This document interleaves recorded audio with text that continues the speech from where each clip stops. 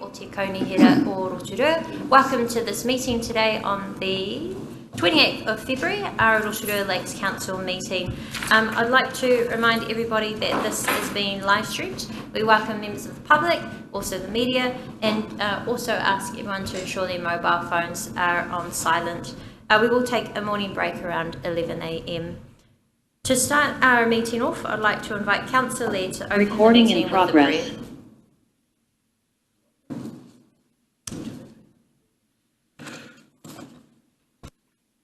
Almighty God, we give thanks for the blessings which have been bestowed on us. Laying aside all personal interests, we acknowledge the King and pray for guidance in our deliberations, that we may conduct the affairs of this committee with wisdom, justice, mercy and humility for the welfare and peace of Rotorua. Amen. Thank you, Councillor Lee. I now call for apologies. We have Councillor Kaifong and Councillor Maxwell as apologies today, and we also have Councillor Waru who will be joining us shortly. He is just walking in, so I won't need to take that. We'll just take the two apologies for Councillor Kaifong and Councillor Maxwell. May I please have a mover and a seconder for that? That's moved by Councillor Barker, seconded by Councillor Brown. All those in favour, please say aye. Aye. Kia ora, Councillor Waru, and we also have Councillor Kiriopa who is joining us by Zoom. Thank you. Kia ora. So I'd like to ask, are there any declarations of interest today? There appear to be none.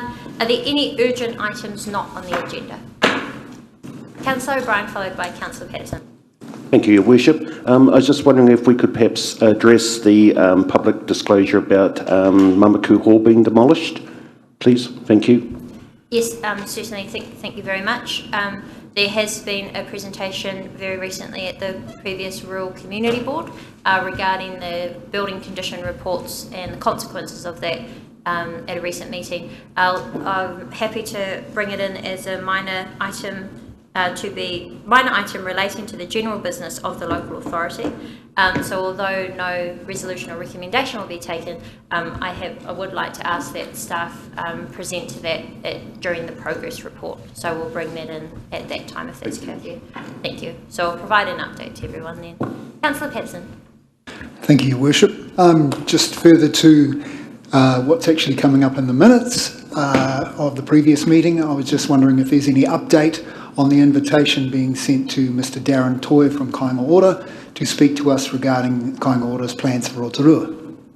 Thank you very much. Yes, there is. So Mr. Darren Toy from Kāinga Ora is very happy to come and present to Council. We're just confirming the next best date for him to do so. So that is likely to come to the Community and District Development Committee meeting. Thank you very much. Thank you.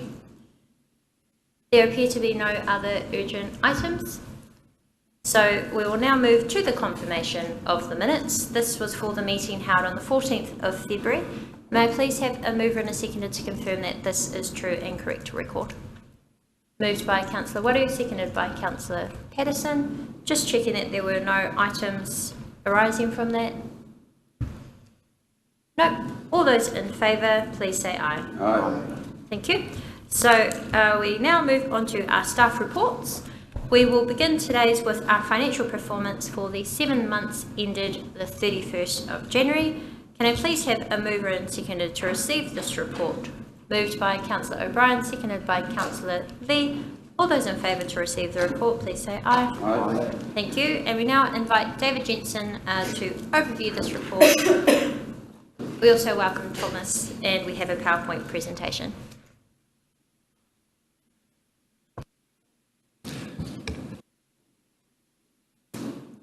Good morning, Your Worship and elected members. So this report covers the first 7 months of the financial year being to the end of January 2024. I'll take the report as largely read, but there are a couple of items I would like to cover off in this report. In terms of income, and in line with previous months, we are below budget in terms of overall revenue. That primarily relates to capital subsidies being behind just due to the delivery of some of those capital programs, and I'm thinking specifically of some of the CIP projects and also the aquatic centre that are behind budget, with just behind where the delivery milestones to collect that subsidy money. User fee revenue is still tracking below budget in line with previous months, so the likes of the EEC, Shimpac and our parking revenue. However, that is offset by higher rates, investment income and operational subsidies. In terms of our expenditure, we are underspent compared to budget as at the end of January, and I'll drill into that very shortly. And as at the end of January, so at the end of December, we'd reported that salaries were a little overspent, a little ahead of budget at the end of December, but we are back on budget at the end of January. Our capital expenditure is 31.7 million behind the year-to-date budget, and some of the large projects in there yet to start around the museum that we had. Some of the money we had budgeted there, and some of the other projects that I'll cover shortly. And our debt is largely unchanged from December at 384 million. So covering off the variance breakdown within the overall variance to our annual plan budgets, we have lower capital subsidies, lower development revenue, so development contributions are 539,000 behind the year-to-date budget, but that is offset by an operating surplus. So at 31 January, we are running an operational surplus, partially offsetting some of those other more capital items, being the subsidies and the developer revenue.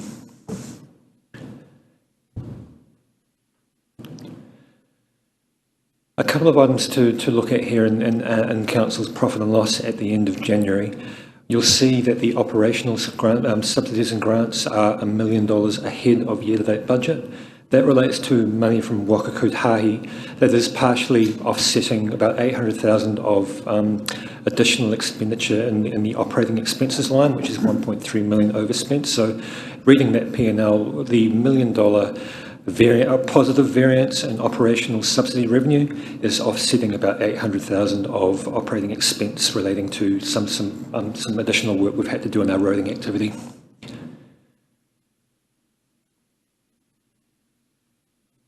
And lastly, with our capital works program, we've spent 61.5 million against a year-to-date budget of 93.2. So I mean, it's fair to say that at the end of January, we are further ahead than we have ever been in terms of spend at the end of January, but we are behind the full budget of about 130 million for the full year. That will be challenging to achieve that full budget.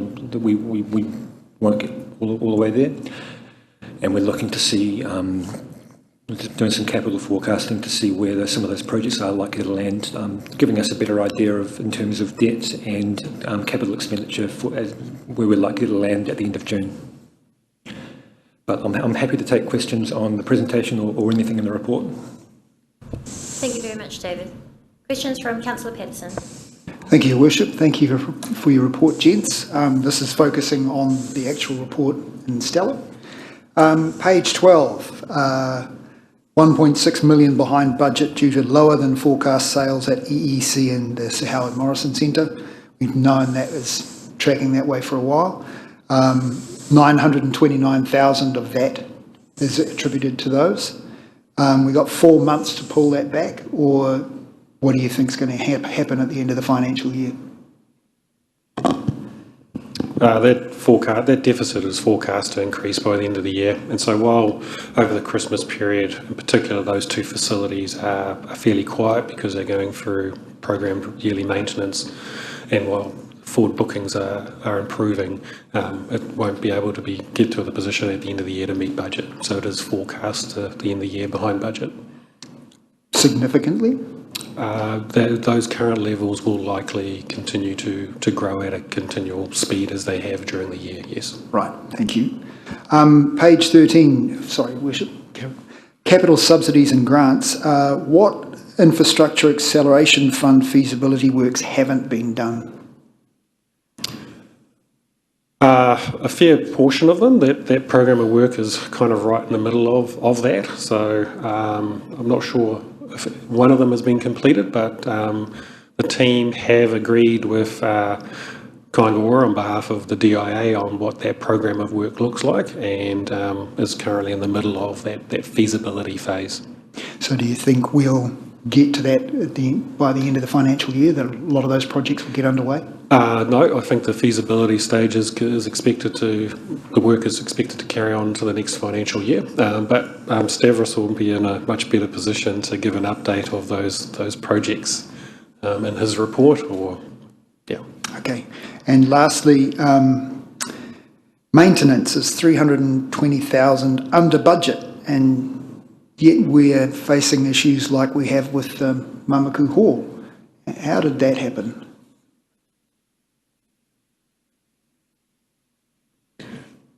I think the Mamaku Hall is a separate challenge, which I'll go into. It has some extensive challenges that have been there for decades, and the maintenance budget itself within the organisation is obviously spread across a whole number of activities, not just that relating to the property portfolio. So we don't actually have the ability to just divert that to that one activity, because it is from multiple activities that are funded from different sources. So that maintenance budget itself is for reactive maintenance. Ongoing work on our structures and so forth is generally in our renewal program, and it comes out of a different budget. But as I said, I'm more than happy in my corporate services update to give an update on the Mamaku Hall itself, and maybe some of the other halls with regards to the work that we're doing. Thank you. Thank you. Any further questions? Councillor Lee, followed by Councillor Brown. Thank you, Your Worship. Through the Chair, Thomas, the CIP funded projects, does that include speed bumps? No. While there is a $5 million tranche of the total CIP funding that relates to roading improvements out east side in Ofota, some of it may be applied to speed bumps with regards to the work that needs to take place, but I guess the work that you're talking to specifically comes out of our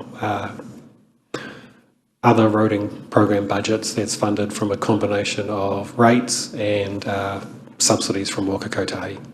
Okay. Thank you for that. Councillor Brown.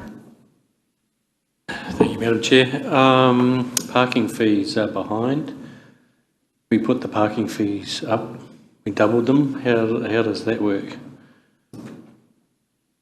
There has been an improvement in the revenues, and I think the team are currently working with the contractor with regards to looking at opportunities and improvements with regards to closing that gap. But I think JP is probably best to give an update in his next session with regards to how the progress is being made on that. I believe that will be the case. I believe JP is intending to update us next month on that. Any further questions? Councillor Waru.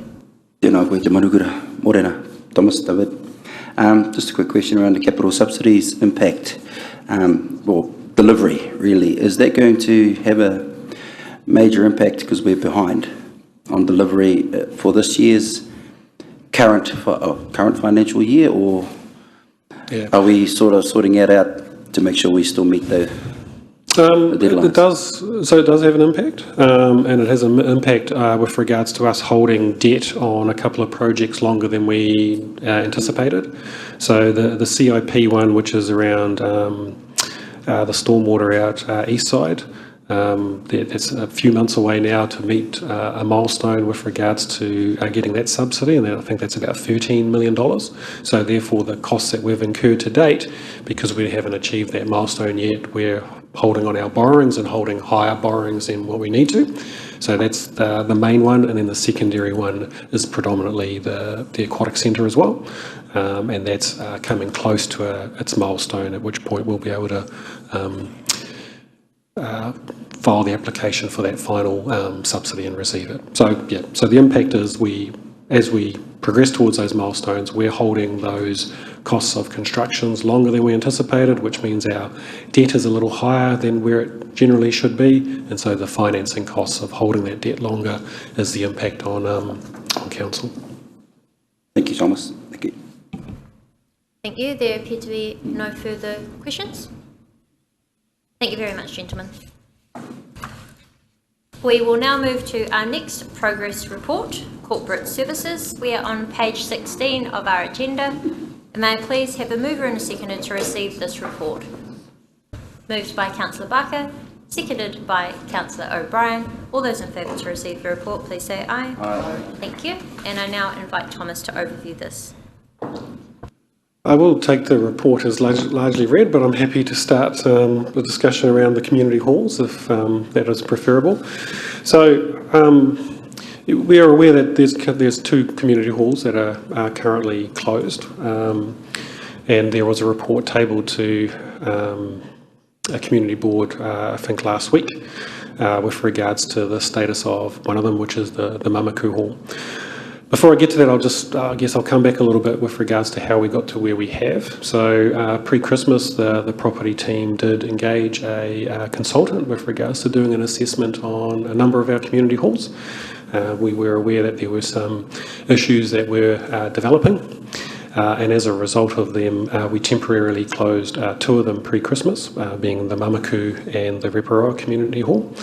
The Rotorua one has been assessed, and we're currently working through some remedial works, and what has come about there is water has egressed into the building through its new roof, and so we're just working through understanding how to remediate that and put a plan in place to get that building reopened for that community ASAP. Whakakauru Hall was also inspected, and there's some minor works that the team are working through, particularly drainage. What we have found on some of our halls over the last 18 months, which was incredibly wet, that there were some drainage challenges, which the team are working through. The Mamaku one was a little bit different. So while it was being inspected, the contractor did ring and ask for the team to come on site. And so what happened was we did some invasive testing. And so the invasive testing was actually removing sections of the walls and the floors to actually see what the condition of the building was underneath what you could normally see. And what was found was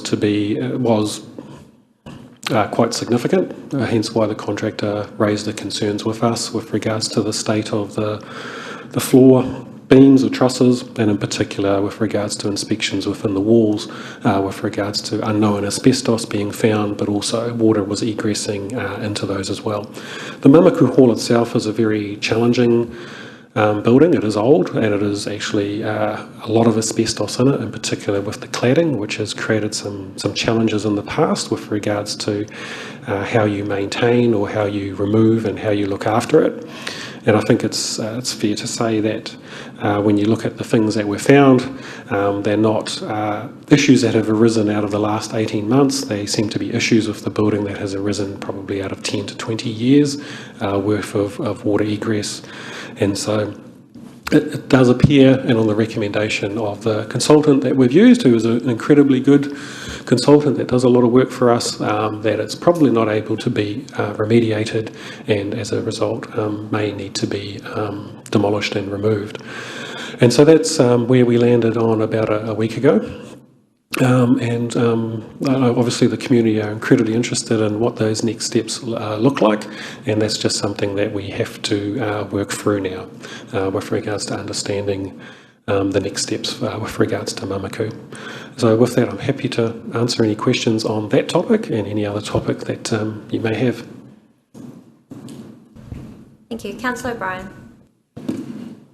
Thank you, Your Worship. Through the Chair, thank you for your report, Thomas. Could I just ask a couple of things, if that's okay? First of all, could I ask, was the Mamaku Residents Association involved in any way with the decision to demolish? So, Councillor, no decision has been made to demolish. There's a report that recommends a demolishment, but no one has made any decision on what to do with that building. Okay, thank you. So can I ask, so at this stage, is demolition an option along with also fixing it, or is fixing it an entirely different report moving forward? So as I said, we have a recommendation from a very qualified builder who's inspected that has recommended demolition. We haven't talked through what the next steps may be, and one of them is around getting a second opinion, and one of the local builders has offered to have that with regards to understanding it. And once that's been done and understanding if it can be remediated, we will need to come back to council, obviously, with regards to what the options are, what the cost of each of those and which way you would like to progress. But I would just like to reiterate that while staff have received a report that has recommended demolition, no decision has been made. Thank you. And finally, could I just clarify, so up until about a couple of, just before Christmas, before it was closed, there were meetings going on in the various uses as per a community hall. What's the urgency that if it was okay for a period for people to be in there, what's the main health risk of the hall being open? And are there any concerns that we should have that people have been in this particular building that we now say, no, it's unsafe for people to be in there? Yep. So the decision to temporarily close it while we undertook the invasive testing that was made pre-Christmas, and that was made on information that we had with regards to potentially the structural integrity of the building, and that is why it has been closed. And what the invasive testing has found, and in particular with the floors, is that the structural integrity of the building is not where it needs to be. Okay, thank you for that. And finally, could I just ask, in the previous LTP, under community hall renewals, there's been allocated about 200,000 per year for the 10 years. Is that the sort of spending that we've been conducting? We have it's fair to say we don't have enough budget to look after all of them, and that's probably a realistic position of where we are with regards to the challenges that we've had with regards to putting our current LTP together. There's always those balancing. With regards to the previous spend, we have put quite a bit of money into others. We've done quite a bit of work on the Broadlands Hall that had some issues. That was probably about 3-4 years ago, and then prior to that we actually had replaced the roof of the Rotorua Hall. That's proven to be has caused the latest challenges with regards to its water egress, and we do invest across the board. But yeah. Okay, thank you. But it's probably fair to say that historically we haven't had that level of funding, and probably haven't had the opportunity to fully renew some of those assets, maybe of what the community has expected. Thank you. Thank you, Your Worship.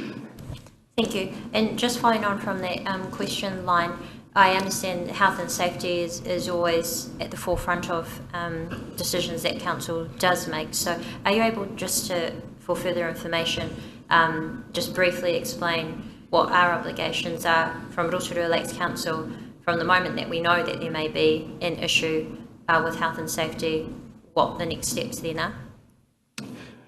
Yeah, you're correct, Your Worship. And so for both the halls that were temporarily closed pre-Christmas was done on health and safety reasons. And so as the building owner, we are obviously liable and have an obligation with regards to keeping the individuals in the community safe that use that. And if we don't, and we knowingly allow people to use those facilities when they're not safe, then we become liable. So for us, for Rotorua Hall, there was mould on the ceilings. That was a result of the egress, and in particular the type of mould that was there could have a detrimental effect on some people with regards to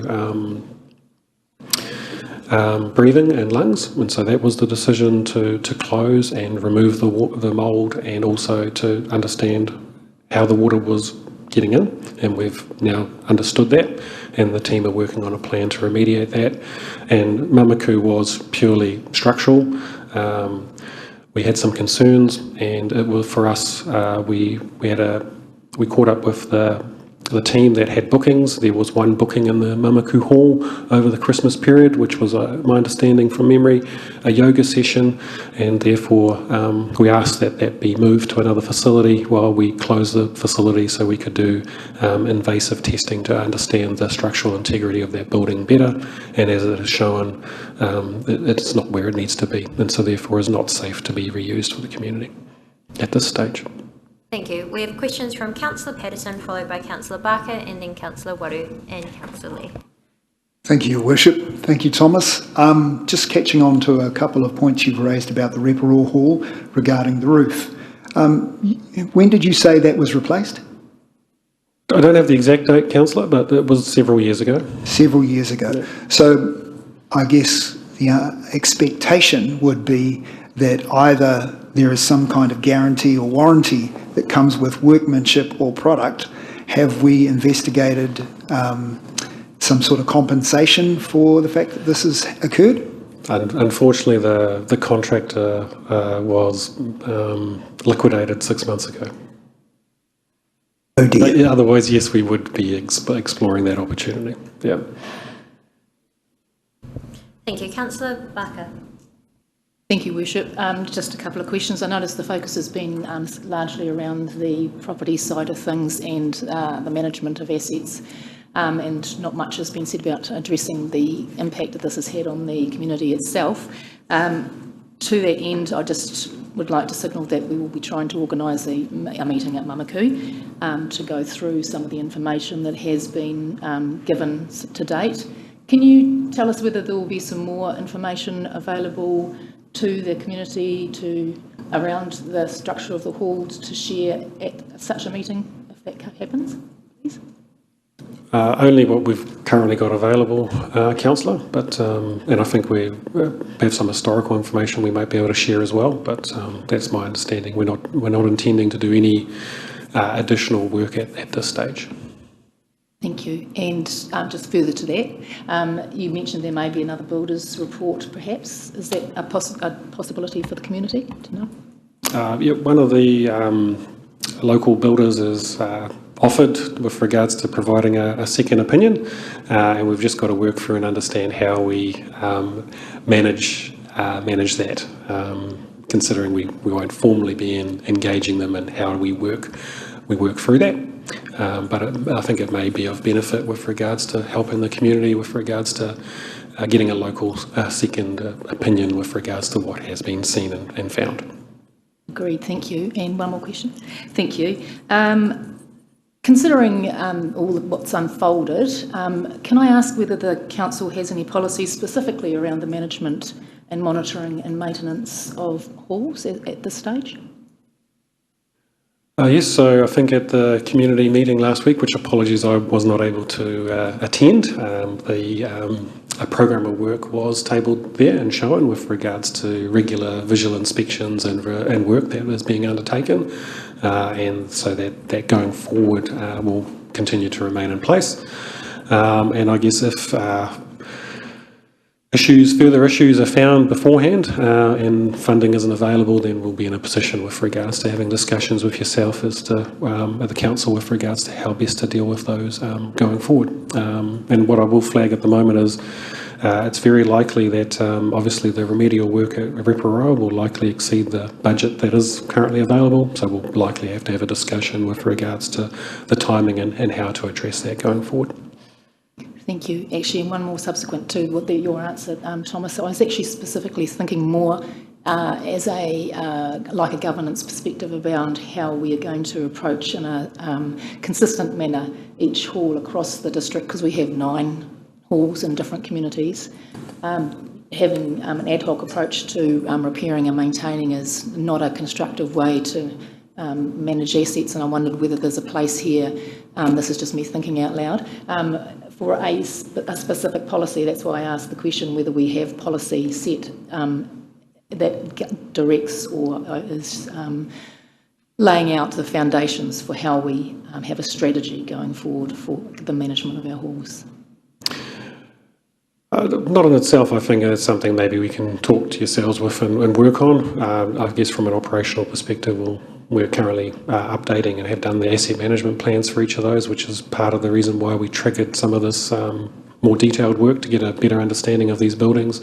And so we'll continue to have those asset managed plans and I guess advocate into future annual plans and LTPs with regards to funding needed to maintain those. Thank you. I'd just like to acknowledge that these are assets that sit under a big portfolio of asset management and they are quite unique in the fact that they are connected quite intimately to the communities that live around them and use them, and they are largely, some of them are war memorial halls, and so they have a significant amount of community input, and so the relationship between council and communities in this space is one that has developed and evolved over decades. And so the ground is somewhat fuzzy in places about who is responsible for what and who pays for what. And it would be beneficial, I think, I'd be advocating for a bit more clarity around what our relationship is with our communities and our community halls going forward. Thank you. Thank you. Councillor Waru. Tēnā koe te manukura. I think Councillor Barker took about 3 of my questions out of the 4 I had, but kei te pai. My last one, Thomas, thank you for your kōrero, but just wanted to ask around the recommendation that you talk about, in particular the one about the Mamaku Hall, Community Hall. You know, my experience when it comes down to structural integrity, it's very difficult to remedy. Has there been in the past reviews or inspections that maybe we could have used to remedy some particular things to stop what's happened now? Yeah, I think there's, with regards to that building itself, there are some things that obviously could have, through proactive maintenance, been dealt with. I think one of the ones in that report is highlighted as, and why the contractor asked us to be on site. The floor itself is stunning, you know, it's an old wooden floor and looks fine, and there was but when they cut a section of it out and you can't actually get into that, underneath that building easily, the floor joist, as he grabbed it in his hand, obviously wearing protective clothing, crumbled in his hand. So there are some things that obviously have been there for quite some time that are hard to remediate, versus others with regards to maybe, water getting into other areas. So I think it's a mix of both. I think, as Councillor Barker highlighted, all our halls probably have different arrangements and different understandings, and some are in a better state than others. I think that was one of the reasons why the team, with regards to getting a better understanding of each of them, to understand what it is going forward. So, yeah. Just harking back to when the council made a decision, well, actually the CEO made the decision at the time to close the blue bars. I'm guessing this is sort of along the same lines. We're liable for the health and safety of everyone that enters those premises, and I think you've already mentioned it. But how serious is that position for us? For us, very serious on Mamaku, and I guess our caution pre-Christmas has, with regards to the findings, we took a conservative approach, but it probably has, what we found is probably supported that position. So, thank you. Kia ora. Thank you, and Councillor Lee. Thank you, Your Worship, and through you, Thomas, could you just give us a ballpark figure of what demolition cost might be? I don't have that, haven't asked that question, sorry. As I said, I was away all of last week, and this report, I think, tabled last week, so my apologies, I don't have that information. Okay, there was a house in Ford Block which was demolished, which council demolished recently. I think that was in the vicinity of, was it over 50 grand or something like that, 70 grand? Potentially. I think this will have a substantial cost, and that is because the building has a lot of asbestos in it. So it will be a substantial cost to remove, if that is where the council makes its decision. Sure. So, is it conceivable that council, instead of demolishing it, could offer it to the community and for $1 or something, and throw the equivalent of the demolition cost at the community, and if they've got interested builders among them, they could perhaps do the renovation work themselves? I think if council was to consider options like that, it would need to fully understand whether it could be remediated or not, because otherwise what you would be in a position of is gifting an asset that actually sits on council reserve land and is owned by council, give money to try and remedy, they may not be able to, and then you're stuck back with the asset. That may not have been remediated. So I think we need to do a little bit more work with regards to just understanding it a little bit better so you can make an informed decision with regards to what the best pathway is going forward.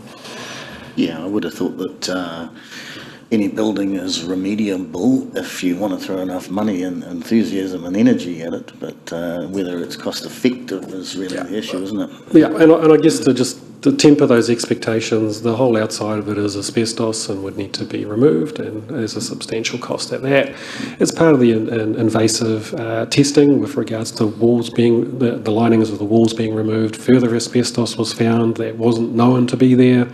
And I guess when you look at the floor, when floor joists are crumbling in your hands, that's a substantial remediation amount of work. So, but in saying that, as I said, we've got our initial report. We do need to understand it a little bit better with regards to what the options are and coming back to you with a formal recommendation. Thank you, Thomas. And final questions from Councillor Wang, and then we'll move on to whether there's any further questions on the progress report. Thank you, Worship. Thank you, Thomas, for those answers around this topic. I guess, separate to the last question, have past councils ever considered offloading these assets off of our hands? I think there was. I think pre my time, I think John Paul Gaston provided a recommendation to the council to remove them. Whether JP wants to give an update on that, or if he recalls. Through you, Your Worship. Yes, it probably was just over 10 years ago. We did a full review of the community halls, and at that time it did involve talking to communities about needs. At that time there was a discussion about when you examined the cost of the halls versus the use, ignoring the value created by even that low level of use, there was a report recommendation to say, should we be looking at exiting halls to community groups or other providers who do utilise them? And part of that was also a discussion about Ministry of Education taking over some of the halls where they rely on them as well. At that time, that was seen as the preferred option. It wasn't accepted, and it was a view that we continued to invest at the current level at that time. But we certainly had highlighted the needs for significant investment in the halls at that time. Thanks for that. Thank you very much. Thank you very much, Thomas, for answering these questions regarding the Mamaku Community Hall. As you can see, it has been of very high interest to the community. I do appreciate that this information has only recently been known to Council and very recently presented to the Rural Community Board. However, we look forward to seeing further engagement with the community, and communications have been actively shared from the Council, which we'll continue to do as we move through the next steps. I now ask if there are any further questions on the progress report from pages 16 to 24 of the agenda. Councillor O'Brien. Thank you, Your Worship. I just if I could just pick up on, and thank you very much for allowing this discussion, because I think it's been something to all our rural communities. These buildings are a real part of a lot of these townships and communities. I'm just a little concerned though, here we are again, another very valuable piece of asset, another asset to our council is effectively in a state where it's worthless. And I just wonder, I hope at some point that we get to have a real in-depth look at, we have a roof done that, sorry, I don't know if we know the cause of the leaking, whether it was materials or workmanship, or whether that's something that'll come out down the track. But I just think to myself, goodness me, here we are again, more money just being wasted away. Another asset that has not been maintained. And this is why people are questioning the competence of our council and our communications, and I actually hope that there's a pathway for this to be recorded for the Audit and Risk Committee to have a look at how a potential health and safety risk for these groups was not identified earlier. So thank you, Worship. I hope this is the start of us having an in-depth look into this, not just a closing chapter. And thank you, Thomas, for answering your questions too. So this is very clearly a start, and I think what's good is that this council is starting to take a real hard look at its assets. We have an infrastructure, a 30-year infrastructure policy that's just underway. We have an asset management policy, and this council is continuing to take a hard look in the hard areas to make sure that our assets are safe and reliable. It is a priority of this new council that infrastructure is safe and reliable. Of our top 4 priorities, infrastructure is there, and we appreciate that infrastructure is there for the community. It is very valuable to them, it's not worthless, and we want to make sure that it continues to bring value, and that's why we even look at some of our newer assets on how we can continue to get better commercialisation and return on investment. So I am grateful that our staff members and also this council are showing leadership in this direction to make sure that our community does have assets that are fit for purpose. Any questions on the rest of the progress report? Councillor Lee. Thank you, Your Worship, and once again through you. Great report, thank you, Thomas. A lot of it is very self-explanatory, very helpful, a lot of territory covered. I just have a couple of questions, not specifically in the report, a couple of very quick ones. The components for this report are people and organisational development, so that's one of the groups that you're responsible for, is that right, Thomas? But not anymore, but yes, I'm happy to answer any questions on that. Okay. Do I understand correctly there was a diversity and inclusion policy adopted by Council in 2017? There probably was, yes. And do we have a diversity group still, which was established about the same time within the people and organisational development? No, I don't believe there is a team within that team.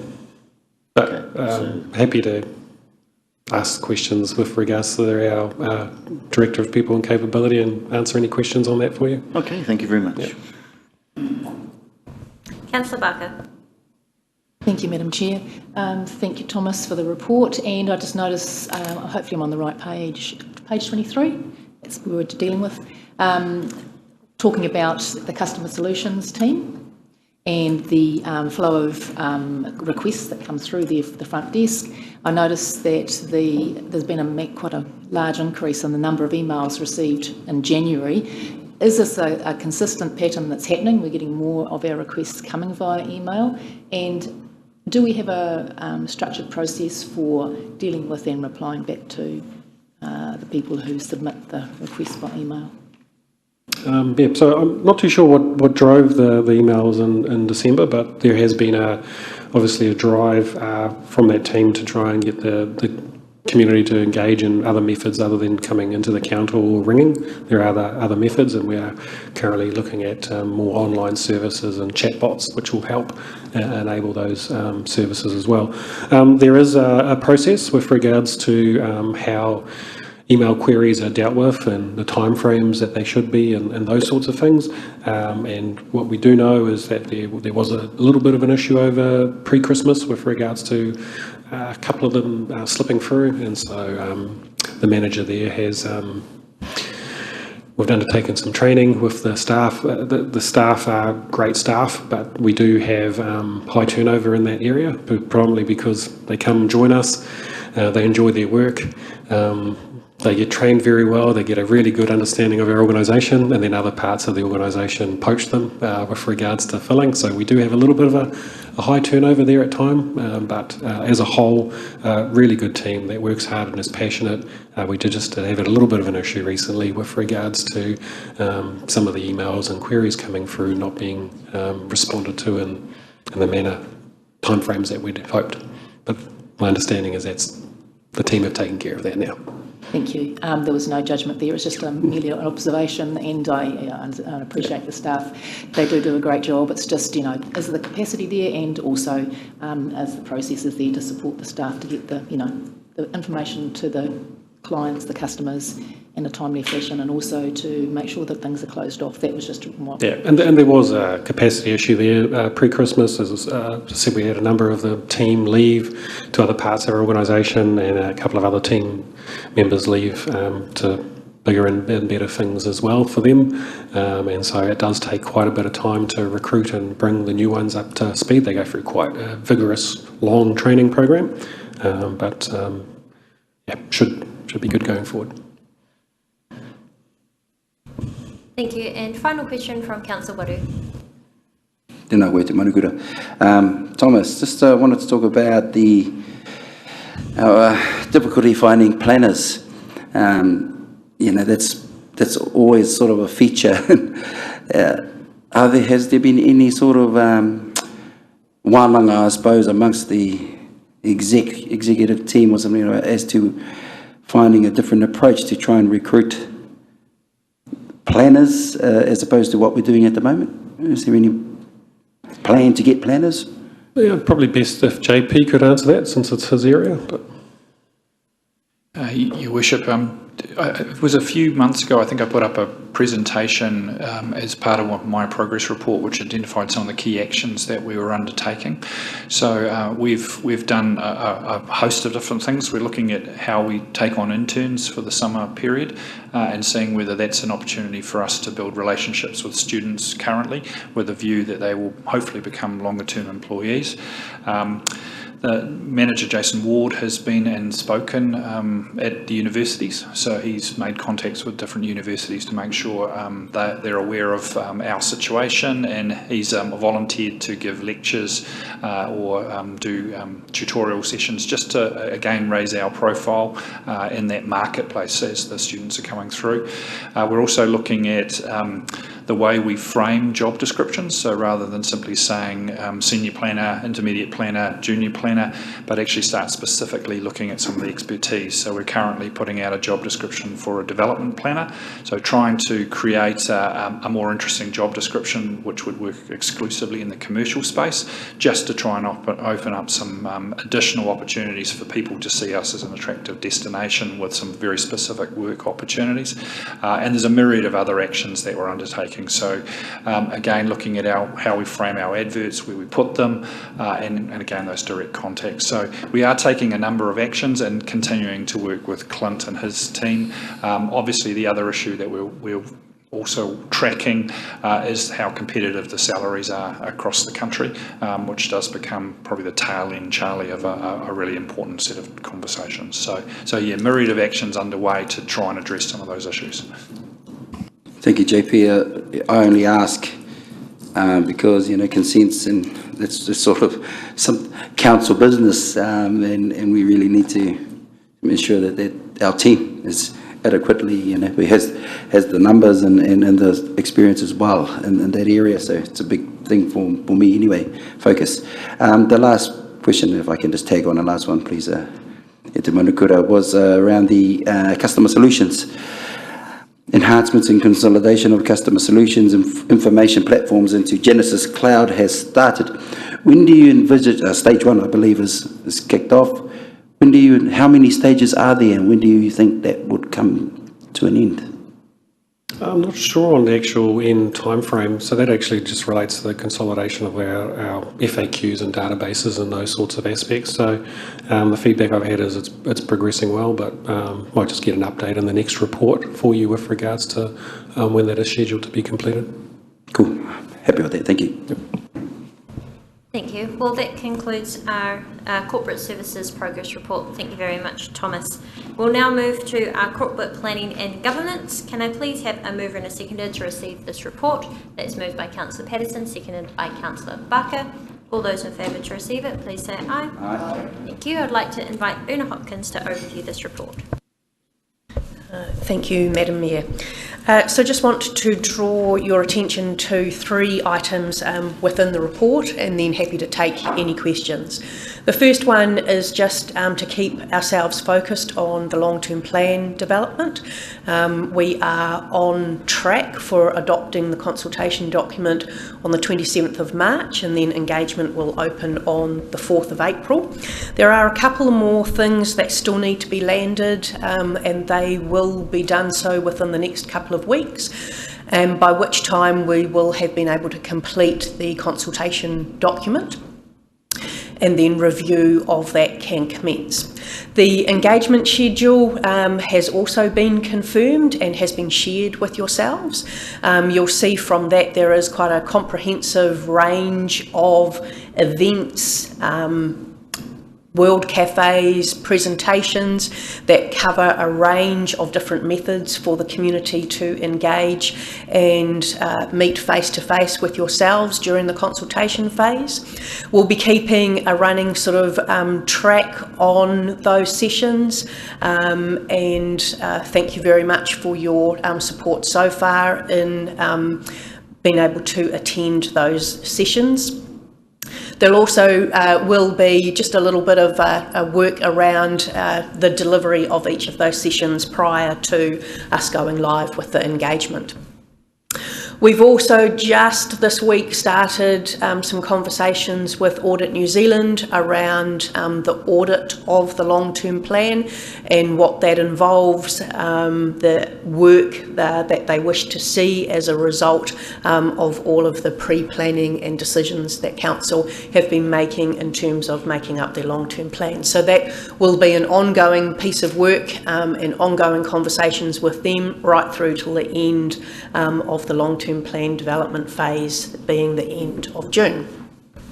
Secondly, I just want to draw your attention to page 28 of the report around the work on Te Kimihanga. We are going to provide a presentation to yourselves at the next council meeting, so that's the March meeting, on the overarching findings of that survey.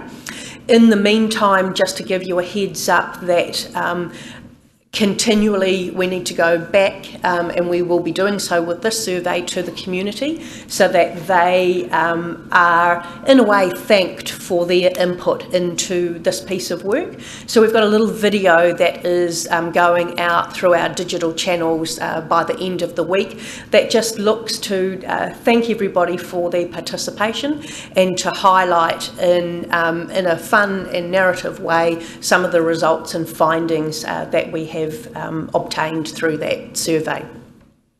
Thirdly, just want to give a heads up that we are reinstating the annual residence experience. So for many years, Council used NRB to undertake an experience and satisfaction surveys. They were rather limited in terms of reaching the community because that survey was largely done using landlines. So we had experimented for a number of years on different ways in which to obtain similar results. None of those particular methods had been very valuable in terms of being able to give us the information direct from our community about our services and the experience of the council services. What we have done is reinstated a similar survey, and we have engaged key research who are going to undertake that work for us. This will be an online survey, and we will be using the electoral roll to establish or send out sort of an invitation to participate in that survey. We will be aiming to have a sample size of 400 people. So as you can understand, to get a sample size of 400 a year, we do need to send out a significant amount of invitations to participate. And that invitation to participate should start to land in the community's letterboxes and stuff by from today onwards. So we look forward to being able to share those results with you in due course, as well as we get those findings from the survey back in. So those were the three items that I just wished to draw your attention to, and I'm happy to take any further questions. Thank you. Thank you. Questions from Councillor Patterson. Thank you, Worship. Thank you, Una, for the report. Just looking at page 28, the top 5 stories that achieve national coverage. Out of those, 3 of those stories are based on activities that RLC's involved in some shape or form. So looking forward, do we have a PR strategy in place to ensure that when issues like those are actually addressed or they've been solved, that we get similar coverage? Because, you know, we're having our reputational rebuild. it would be great to see solutions being trumpeted as much as problems. Thank you. Through you, Madam Mayor. That is the difficult part, I suppose, because good, positive stories don't tend to get as much traction as, you know, some of those issues where there are issues and problems. But we are working collectively through our channels and with Rotorua NZ on how we can promote the good things that are happening in Rotorua. So it's an ongoing piece of work. Thank you. Councillor Barker. Thank you, Una, for your report. And just a quick point of clarification on the engagement schedule. I understand there's still some more meetings being organised in the rural and around the lakes, is that correct? Yes, that's correct. Yep. So the majority, sort of probably 90% of the engagement schedule is complete, and we do have a number of other sessions that we will be adding to that schedule. By the time we publish the consultation document, all the sessions will be available so that we can publish and advertise those, so that hopefully we get a lot of people attending as many different sessions as they can. Good. Thank you.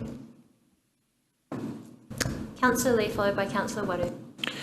Thank you, Your Worship. The 5 top stories, Una.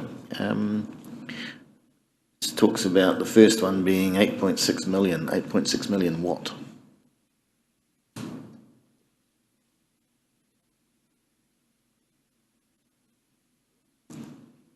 Sorry, are you looking at the top one? Yes. Which is 8.6 million. Yeah, that's views. Views? Yeah. It's only 5 million odd people in New Zealand. It seems extraordinary. I understand with the Lakeland Queen they had 171,000 views for that particular article that's listed there. I don't know where that number comes from. It seems massive. I can go back and clarify with the team, but my understanding is that is the number of times that that item has been clicked on by, you know, those people. Okay. Wow. Just checking the numbers, number 4 and 5 are both 7.29 million. Is that a coincidence that they're both the same? Or is there one in error? Sorry, can you repeat the question? So the top 5 stories, numbers 4 and 5, both have 7.29 million page views. It seems a little coincidental that they're both identical. I don't know if that's an error or not, but okay. We can have these figures double checked, but remember this is not our website. This is just the information that was available that staff have reported on. So we do not have any way to explain why that is. Sorry. Okay, thank you. Councillor Waru. Tēnā koe te maurukura. Tēnā koe Una, thank you for your report. Just one quick question is around the I suppose the role of Rotorua NZ in some of the, like Rotorua Nui and all those things. What part, or if any, do they play in that? I'm not sure I'm the best person to actually answer that. There is work ongoing with Rotorua NZ around reputation rebuild, but it's JP's area that works most closely with Rotorua NZ. Rotorua Nui is a website platform that we, so my team currently administer and look after. I guess going forward, you've recently signed off an event strategy of which we may need to look at, is that Nui platform in the right format to achieve what the council is seeking to achieve through its event strategy. Thank you. Now, I only ask in terms of, this brand, the Rotorua brand and our, confusing people. So I think Rotorua Nui is great. I just wanted to know how that's all going to work, and our event strategy obviously something will come out of that. So I look forward to that working together for the betterment of Rotorua Nui. I just want to mention one thing too, if you'd allow me, te manukura. I do like this around Te Kimihanga you mentioned, Una, and in there it cites, Te Arawa. Te Arawa Māori are the most positive about Rotorua. I think it's good. I think it's excellent and most likely to cite community, whānau, home, culture and tourism and activities. as what they like about Rotorua. And I think, I'd like to say that I think that's a very good indication of where Te Arawa sits and how they feel about home, and also probably the wider community as well. So just wanted to bring that up. Kia ora. Thank you very much. There appear to be no further questions, so we'll move on. Thank you very much, Una, for overviewing your report. Our final progress report to discuss today is our Te Arawa partnerships. May I please have a mover and a seconder to receive this report? Moved by Councillor Patterson, seconded by Councillor Brown. All those in favour, please say aye. Aye. Thank you. We'd now like to invite Gina Rangi to overview this report. Kia ora koutou. As you can see, another busy period for my team.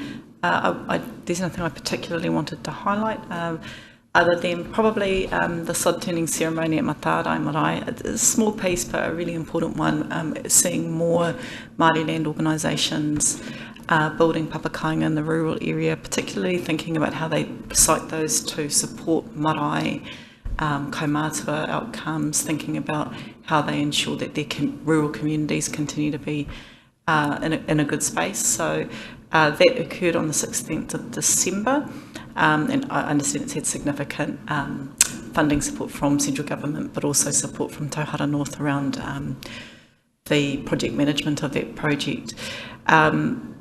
We attended that, and I also wanted to pass on that there were a lot of really positive comments made about JP's planning team and the support that they had provided, so I just wanted to acknowledge that as well. Thank you. Are there any questions? And this is from page 33. Councillor Patterson.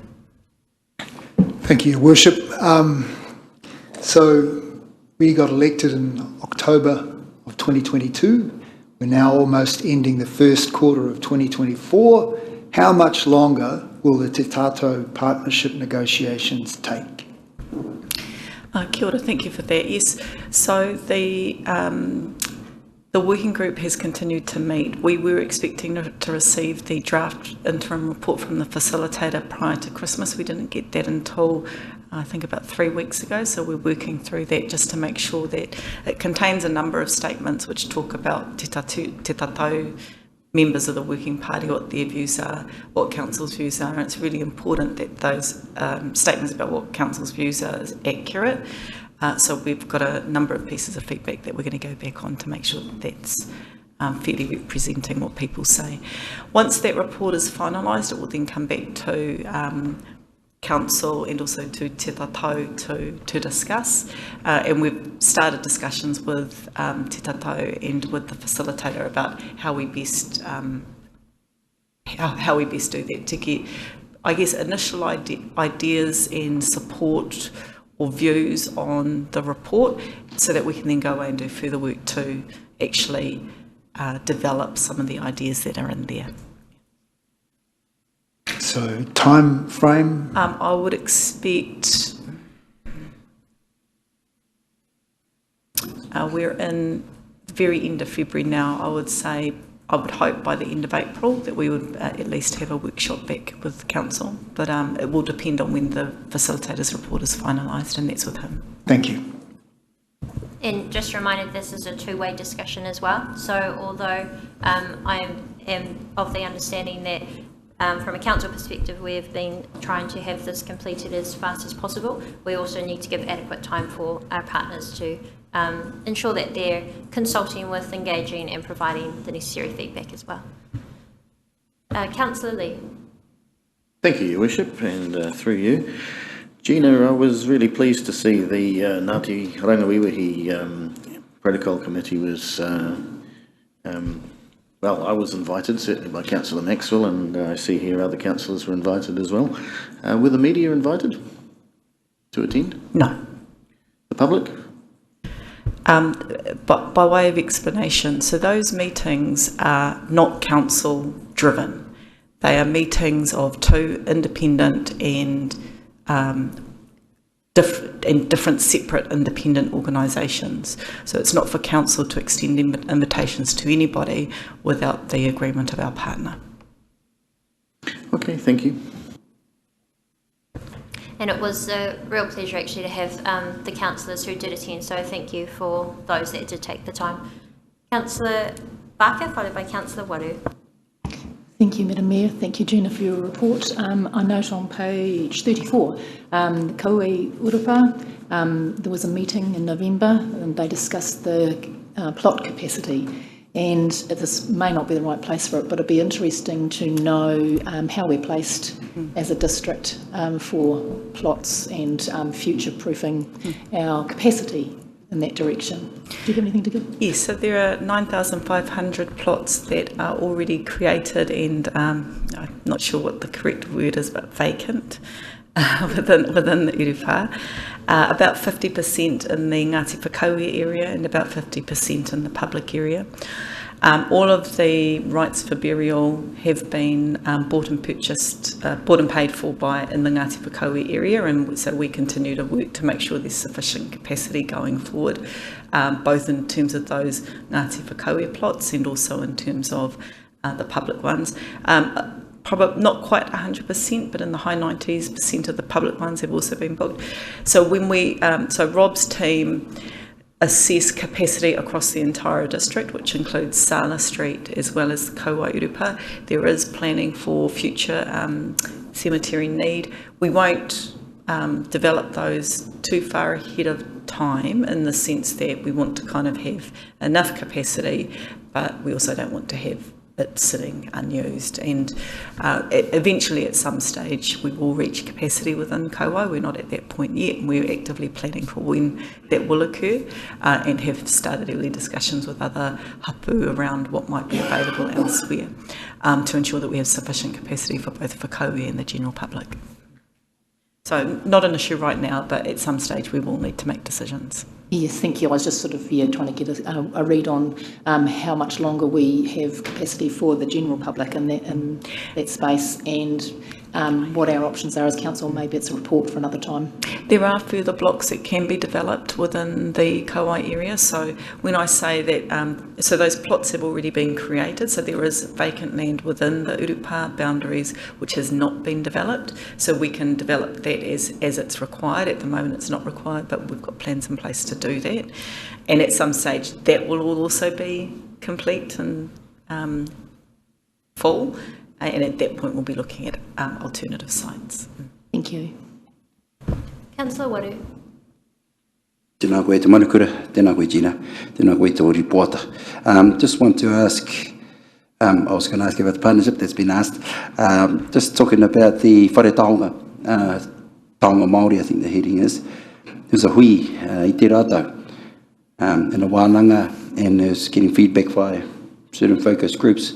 Can you share with us maybe some of the little highlights that came from that, please? We've had a number of hui with iwi to seek guidance around what are the taonga that they wish to highlight within the exhibition when the whare taonga is reopened, and what are the types of stories that they want to tell. So it's not just what is the taonga, but what are the many stories that you want to profile and highlight about a particular taonga. And I would say one of the most important aspects of that process has been the taking of taonga out to those communities. That has built an incredible amount of goodwill amongst iwi and hapu to have particular taonga back within their own marae.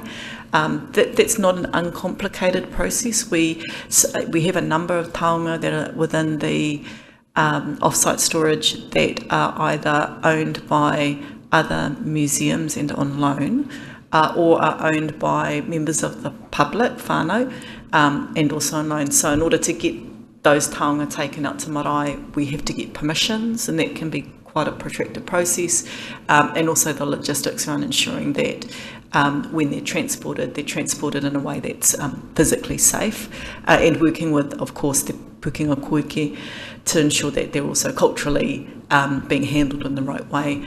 But the highlight of opening the doors and having taonga in the community has been outstanding. There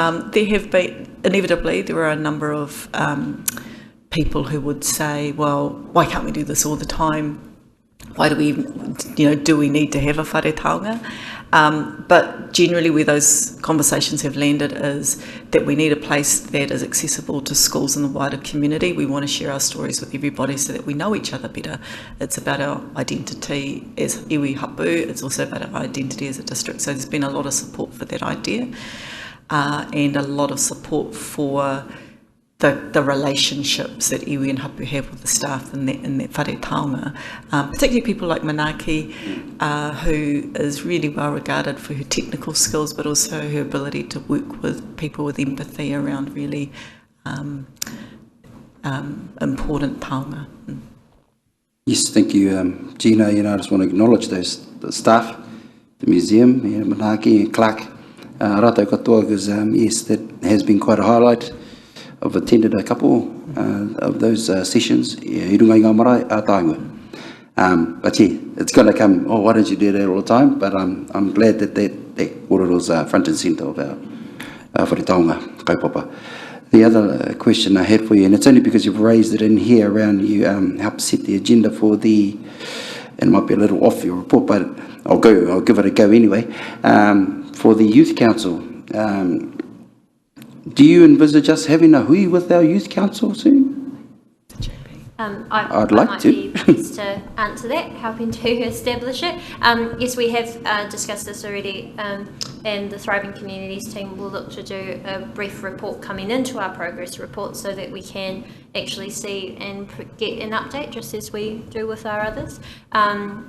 It will be up to the Youth Council whether they wish to come and present to Council, but we do have a full year plan structure out in place where they are undertaking not only personal development and leadership skills, but also developing a youth strategy.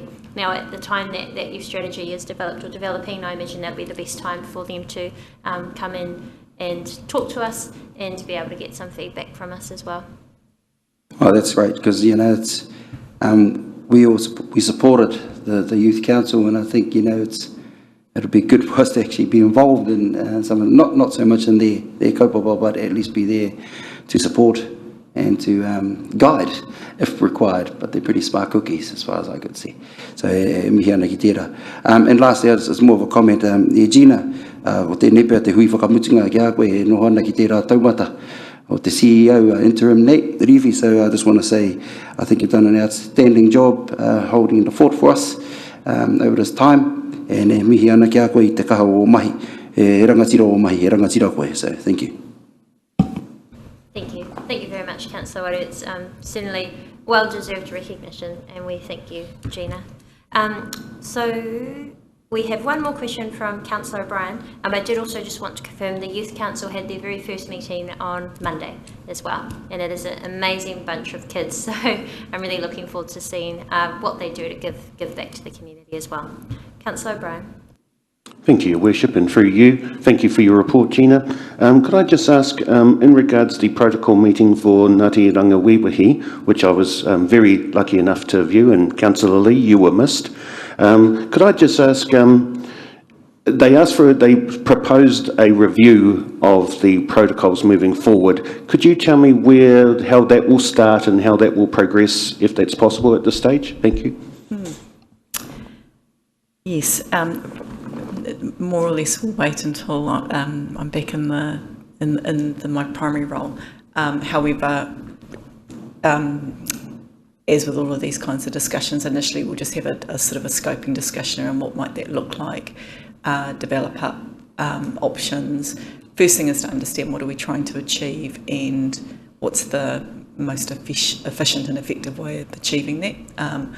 Rangiwiwahi are a really responsive iwi, but that does take a lot of resource on their side, so thinking about how can we streamline things to make it easier for them is probably important. There's also a number of things that we do that have developed over time that probably deserve to be captured and recorded. So if you look at the protocol agreements, and I will share those with the elected members, they're quite simple and they reflect the intentions at the time, and now we're so far along that journey, some of them are 10, 15 or more years old. what's working now that we could kind of capture within the document. And it is just as important as thinking about what changes we want to make for the future. So I would describe many of the agreements as quite high level. So having a little bit more clarity around, for example, some of them say we'll meet 2 monthly, others say we'll meet once a year. That doesn't actually work for our mana whenua partners. So updating it to reflect what we're doing now is probably a useful thing to do. So it'd be a combination of those two things. Thank you. Your wish, just one quick follow-up, if I could. So, sorry, Gina, if there is a change proposed, or if the current one is put forward to be extended, does that come back before council, or would that be something for our chief executive and her worship to? I'll have to think about that. I'm not sure what the process has previously been, so we'll probably just go back and reflect on what was the process prior to this and think about what might need to change. But I honestly haven't considered what the process will be for finalising. No problem. Thank you very much. Thank you, Your Worship. Thank you. Thank you. And we had a final question from Councillor Brown. Thank you, Your Worship. Gold clams, your hui with Te Arawa. Is the general feeling amongst Te Arawa that MPI is doing what it should be doing, or is there more work to be done? Are we confident we're going to keep those out of our lakes? All those are big questions. I would say that the indications are that we don't have golden clams now. That being the case, we should be aspiring to continue to keep them out of our lakes.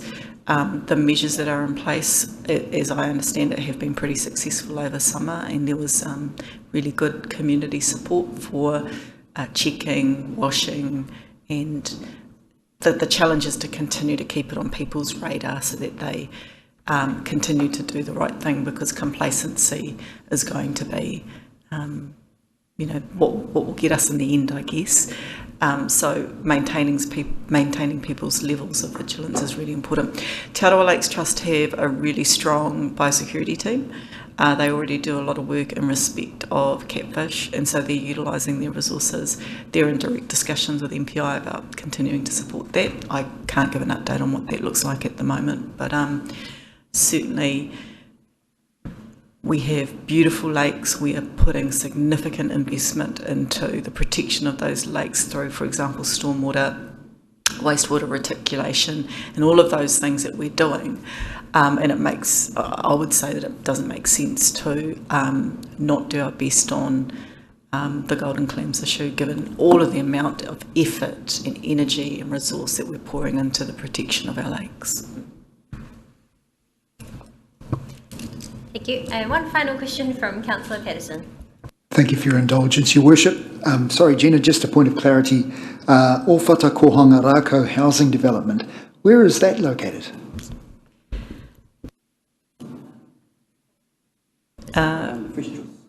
Yeah, probably the best way to describe it is, do you know where the Fresh Choice is on Te Ngai Yes. Road? And there's some works happening behind there? Yes, Yeah. down there. Okay, thanks. I thought that might be it. Thank you.